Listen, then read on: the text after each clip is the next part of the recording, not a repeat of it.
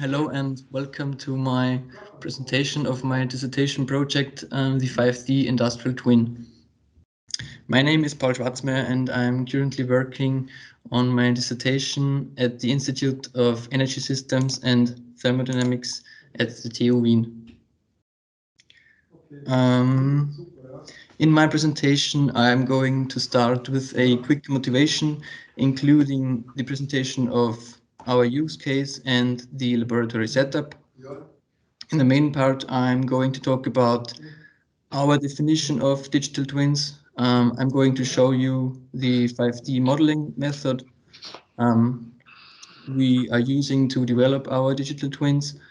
And the last and biggest part of this section will be the applied methods within our digital twin, including knowledge representation, service communication, and service orchestration. After that, I will close my presentation with a short summary. So let's directly start with our use case. At our project partner, the voestalpine, in two LD processes, which are operated as parallel batch processes, crucible gas with a temperature of about 1400 degrees Celsius and a considerable dust load is produced. This exhaust gas is cooled down to about 700 degrees Celsius, where radiation heat exchanges, producing steam to be used in other processes. Due to the high dust load of the crucible gas, it can't be further cooled via convective heat exchangers, and therefore it is cooled by injecting water in an evaporation cooler to reach temperatures of about 150 degrees Celsius, which is necessary for the dedusting and the cleaning of the gas. So in order to improve the sustainability and efficiency of this process and to reduce the amount of waste heat, a vertical packed bed regenerator, which is a sensible thermal energy storage, can be placed instead of this evaporation cooler. The temperature gradient from the 700 to 150 degrees Celsius can be used to store the thermal energy in the packed bed regenerator when the hot crucible gas is available. And this stored energy can then be put into use in the next batch of this process or in some other energy-intensive processes at first. So now the aim of our project, the 5D Industrial Twin, is to implement and test a digital twin framework for a lab-scale packed bed regenerator to increase the sustainability and the energy efficiency and to optimize and operate the LD process at voestalpine. Now I shortly want to show you our test rig at the laboratory at TU Wien. As shown in figure 2, the main part of our test rig consists of a conical cylindrical vessel, which is filled with the storage material. The test rig has a diameter of about 0.5 meters in the middle section and is about 2 meters tall. As storage material, we are using slag, which is also produced in this LD process as a side product. The test rig holds about 0.5 cubic meters of slag with a grain size of 16 to 32 millimeters, which results in a mass of the filled storage tank of the 900 kilograms and a storage capacity of 52.5 kilowatt hours. And in order to measure the exact temperature field in the packed bed regenerator, our test rig is equipped with 60 PT100 temperature sensors. And the ratio of the grain size to the storage tank dimensions and the sensor placement inside our packed bed regenerator is shown in figure 3 on the top right here. Before I jump to the modeling approach and methods, I want to present our definition of a digital twin and on which aspects we are focusing in our project. In a nutshell, from our point of view, a digital twin is a virtual representation of a real-world entity whose main feature is the automated bidirectional real-time communication between the virtual and the physical entity. In our project, the 5D Industrial Twin, we aim to develop a digital twin, which is a platform that enables modern technologies and methods to operate and interact with each other in order to make the most of their potentials. So, as to model an appropriate digital twin framework for our use case, we chose the 5D framework, which was first proposed by TAO, who used it for prognostics and health management for complex equipment. Our digital twin therefore consists of 5 main parts, which are the physical entity, the virtual entity, data model, and the service model, and of course the connections between these 4 parts. In our use case, the physical entity is represented by the packed bed regenerator test rig. The virtual entity will consist of several simulation models, which can be data-driven models, physical models, or hybrid models. The data model will hold all the sensor data from the physical entity and all the simulation data from the virtual entity, as well as the domain knowledge in form of ontologies. The service model will hold all the sub-services which are applied to a digital twin. Such services can be, for example, operational optimization, predictive maintenance, fault detection and classification, or a smart data service which cleans up and pre-processes the raw sensor data from the physical entity. Now let's jump to the more content-related part of my presentation. In the following few slides, I want to show you the main methods we are using to implement and set up our digital twin framework. For the representation of the virtual entity, we employ modeling methods like already mentioned data-driven, physical or hybrid modeling. For the knowledge representation in our digital twin, the knowledge about process and its components, various ontologies will be applied. And in order to manage the communication between the services and to orchestrate them properly, we use the MQTT network protocol for communication and a workflow engine in combination with BPNN workflows for the service orchestration. First, I want to talk about the ontologies. Ontologies can provide the semantics for the data processed in a digital twin and can be used to enable automatic reasoning. The fundamental informations, the informations about the physical entity of the digital twin, like the plant equipment, the topology, and instrumentation, can directly be stored in an ontology in a semantically meaningful and machine-readable way. As shown in this figure 7, if a service of the digital twin needs data from the digital twin database, it doesn't have to have information about the exact structure of the database or in order to execute a SQL query to get to the data. Informations like which column of the database corresponds to which sensor, or how are sensors related to each other in the test rig. For example, which sensors are the nearest neighbors of a certain sensor can be stored in the ontology.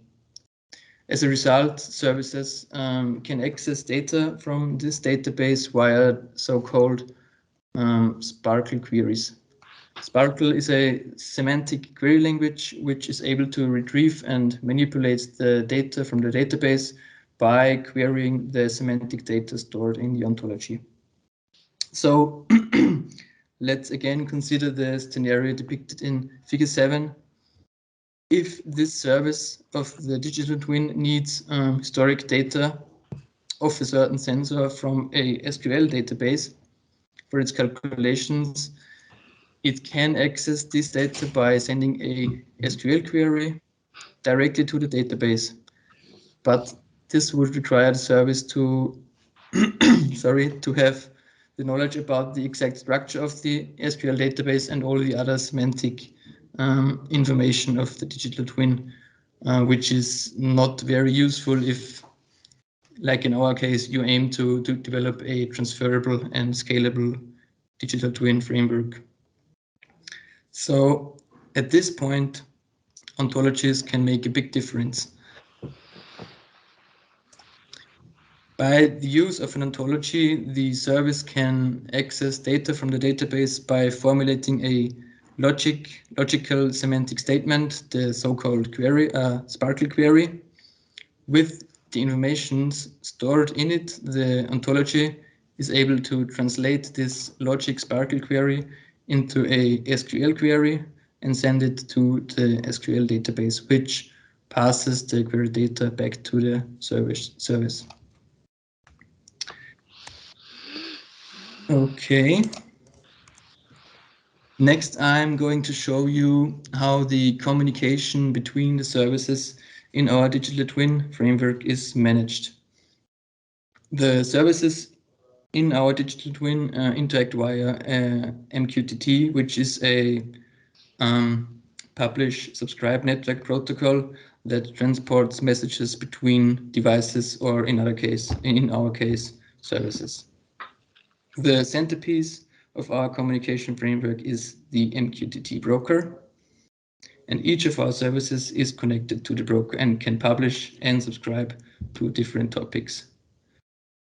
The broker is then responsible for receiving all messages, filtering the messages, determining who subscribed to each message, and sending the message to those subscribed clients. So let's take the before mentioned smart data service, which is responsible for the data pre-processing as an example. This service will take the raw sensor data as input and will calculate pre-processed smart data from it. Therefore, this service will subscribe to a topic which could sound like a new sensor data point is available, and it will publish its results to a topic which could sound like a new smart data point is available. So the question is, how do all the services of the digital twin know to which topics they need to publish and subscribe to? And the solution we found for this task is a workflow engine as a small subservice in combination with BPNN workflows. A workflow engine is a simple software application that orchestrates the services, decisions, and rules in a complex business process. The big advantage for our project is that the workflows can be graphically defined as BPNN workflows, which allows us as the experts in the field of thermal engineering to collaborate with our project partners, which are IT experts on workflow design, and in a common language. As shown in the figure on this slide, such a BPMN workflow just looks like a classic flowchart. A workflow typically starts with a catch message on which the service is subscribed, which corresponds to a throw message or a publish message from a previous workflow. Usually every workflow ends with a publish message to the message broker. So if the message broker receives a message on the topic new data point is available, for example, from the physical entity of our digital twin, the workflow engine starts every workflow which starts with this message. In this case, the smart data service is triggered by this message, preprocesses the data just published by the physical entity, and when it is finished, publishes its results to the MQTT broker, which may start further workflows or just terminate this workflow. So before I finish my presentation, I shortly want to summarize the main contents and methods I just presented. In the beginning, we talked about our use case, the LD process at voestalpine, and the implementation of a packed battery generator in order to improve the sustainability and efficiency of this process. Then I also shortly talked about the simulation methods we will apply to implement the virtual entity of our digital twin. The main part then concentrated on the knowledge representation and service communication and orchestration, including the terms ontologies, communication via MQTT protocol, and workflow engines in combination with the BPNN workflows. So finally, I want to thank you for your attention, and I will be happy to answer all of your open questions. Thank you.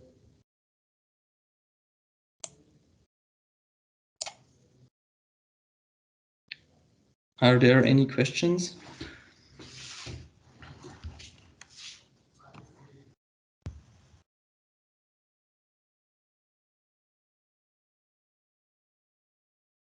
No? Yeah, Martin has raised his hand. Okay, sorry, I can't see my Teams. Thank you, Paul, for the really nice presentation. I have one question to the ontology topic. Yeah. So is this point a kind of buffer between the simulation program and the message broker to have like a print line queue? So is this that kind of buffer or not? No, an ontology is not a buffer. It is a method to store all your knowledge you have about the process and its components in a semantically meaningful way. Semantically meaningful means in a logical way, so that, or in a logical and machine readable way. So you don't need the expertise of humans at a machine, but all the expertise is in the implemented in the ontology, and the digital twin can make use of it. So it's a kind of data structuring. Yeah, Okay. semantic data structuring. It's the brain of the digital twin, you can say. Thanks. Welcome. All right. Sophie?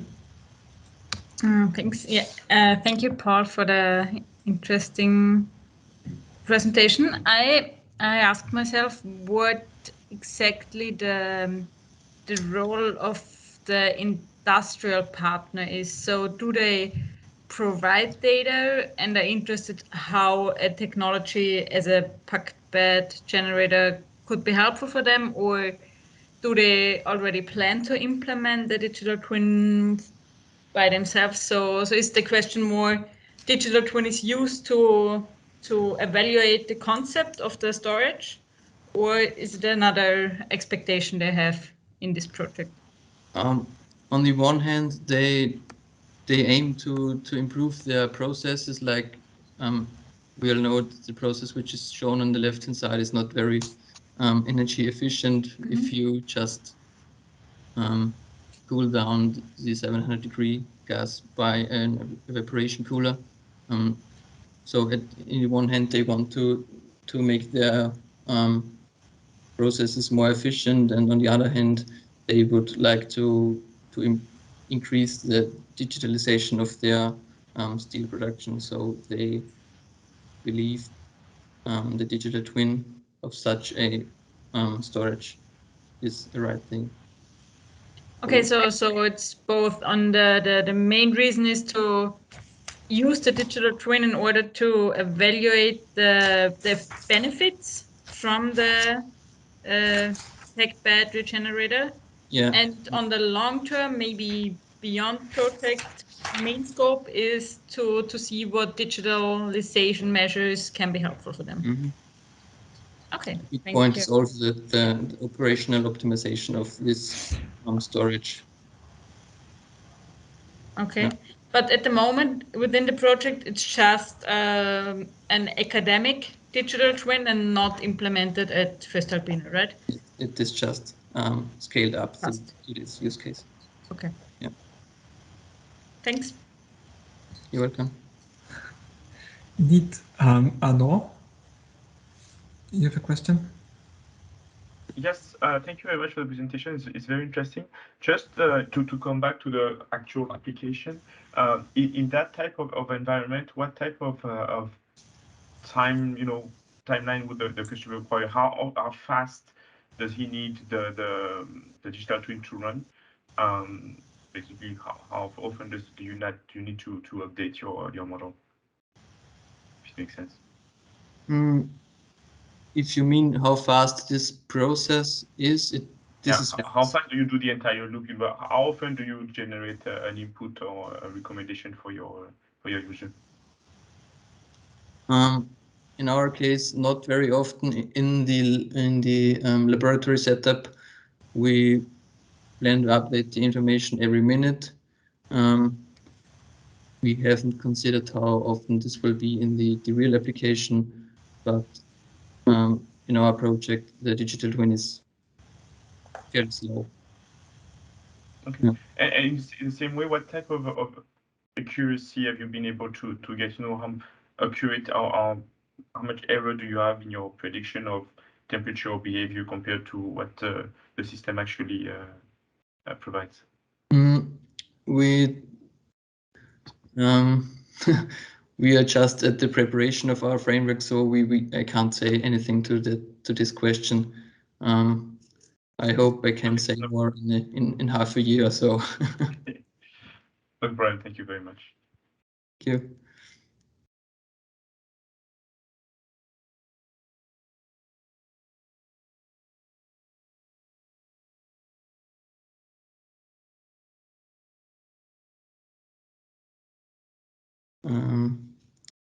Are there any further questions? Yes, please. I have my hand raised. Sorry, I just have this one monitor and that I'm struggling to get back to. No, this was my bad. I just called your name, but my microphone was off. Sorry, Mulu. No problem. My question is about the approach of the. You said you are going to use like hybrid model, physical and data driven. Yeah. I don't see where is the complexity in your setup. Is it difficult to get the physical model rather than relying on data from experiments? No, it is possible to develop all three kinds of these models, but every type of model has its advantages. Like data-driven modeling is more adaptable to changes in the physical entity. The physical modeling is very robust and built logically, and the hybrid modeling combines these two advantages of data-driven and physical modeling. So really, you can get physical model, but you wanted to test them both and compare both models. Interesting. I'm very keen to see the results of this, because most of the time we use data-driven because it's very difficult to have an accurate physical model because it's quite complex. But it's still interesting what you are saying. Even if you have a physical model, having a data-driven model in parallel is probably something interesting. Anyway, thank you. You're right. We don't know yet how well our physical models fit, because we are just building our test rig and we don't have sensor data. So we have to evaluate this, but we are trying to implement all three kinds of models to compare them and to make the most of their individual potentials. Yeah, interesting. Yeah, thank you, Boudou. Martin? Thank you. One question to the data communication. You said it's with MQTT. So my question is it a direct message broker from the PLC to the IoT hub, or is there any process control system in between? For the data acquisition, we use a process control software called XAM Control from E1. Okay. So the MQTT broker is a separate part of our Digital Twin, and you can see the XAM Control as a service which is connected to this MQTT broker. So this MQTT broker goes directly from the PLC and not from the E1 process control system, because No, it's not dependent. I'm not pretty sure if I understand the question, but the MQTT broker runs on a separate server at our institute and gets the data from the physical entity via OPC UA from the XAM Control.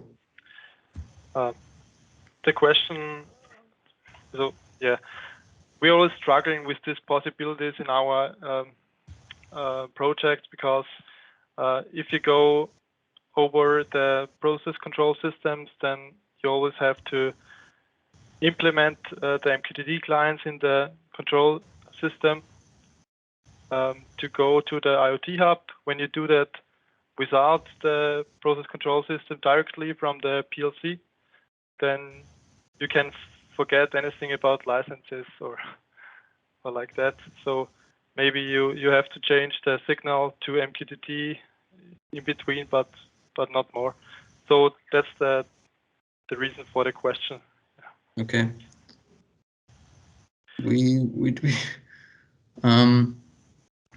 I have to say our project partners, from the Informatics Institute, could say more about this problem, but the MQTT broker is running at our server, and the communication to the PLC works via on the ontology-based data access and OPC UA. Yeah. Okay, I think so. It's directly with the PLC, independent from the process control system. I believe, yeah. Yeah. Yeah. Thanks. Welcome. Neat. Arnaud? Is it okay to ask more questions, or do you want to cut short? Come again? Is it okay to ask more questions, or? Oh yeah. Okay. I think we're still on time. Like there's room for discussions. Just want to come back to what you mentioned about Paul, about the hybrid model. So just want to know, I'm not sure if you already have implemented it or developed it, or basically what's your approach? How do you want to develop that hybrid, combining data model and physical models? At our institute, we call this hybrid modeling gray box modeling, which is a middle thing of white and black box modeling. So we typically start with a physical model, and then we take steps back and try to optimize certain parameters of this physical model and not set them as fixed parameters. Optimize the data, the physical model. Are you talking about 1D, 2D, 3D? We are trying to implement the 3D physical model. We already have a 1D model, and we are trying to implement a 3D model.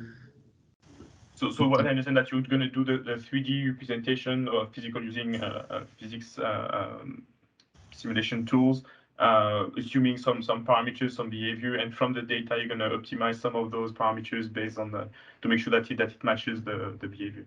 Exactly. Yeah. Okay. And are you going to focus on the thermal aspect, the flow aspect? What variable, what physics are you going to look into? We are only looking at the thermal aspect. Yeah. Just thermal. Good. Just for your information, I'm gonna reach out to you by email later, but we're currently developing a tool to do exactly that. So taking thermal simulation and updating those simulations based on experimental data. We have a complete closed loop to do that. It's still at prototype level, should be commercially available soon, but we could talk if you're interested for us to show you how it works and maybe let you play with it for your project. That's something that we could consider. So I will send you an email later for that if it's okay with you. This would be very interesting to see and try.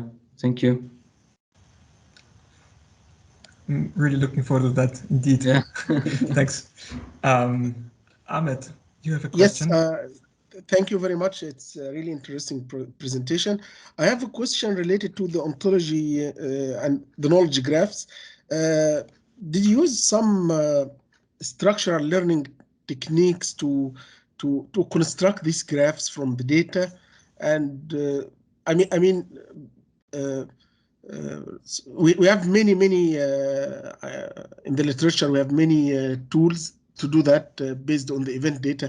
So did you use some tools like process mining to build these graphs, or it's only based on the expertise? At the time, it's just based on the expertise. So we, as the thermal engineers, we're drawing P&ID diagrams and writing down our knowledge about the process. And then our colleagues from the Informatics Institute try to formulate this knowledge in a, as I mentioned, in a machine readable way, which is the ontology. Okay. So we at the time we are kind of hard coding this ontology, but we're working with the DXP thingy. Yeah, right. Felix is right. And a question related to the implementation. Did you use some Python library to do that, or like open source codes like OWL-ready, something like that, or do you use commercial software? I believe, and I'm pretty sure that our colleagues are using the OWL notation, or yeah. So one thing that we're looking into is how to get the ontology based from the engineering data. And there's this DXP standard. I forgot which company is developing it. Autodesk, I believe. Autodesk. Yeah. So if you draw your P&ID diagrams in Autodesk, you can export the whole information that's in there in an open standardized format. That's DXP. And our colleagues from the informatics department, they developed a parser that basically converts the DXP output into an ontology. So you can build the ontology for the piping and all the equipment in there, just based off the engineering data. Okay, thank you.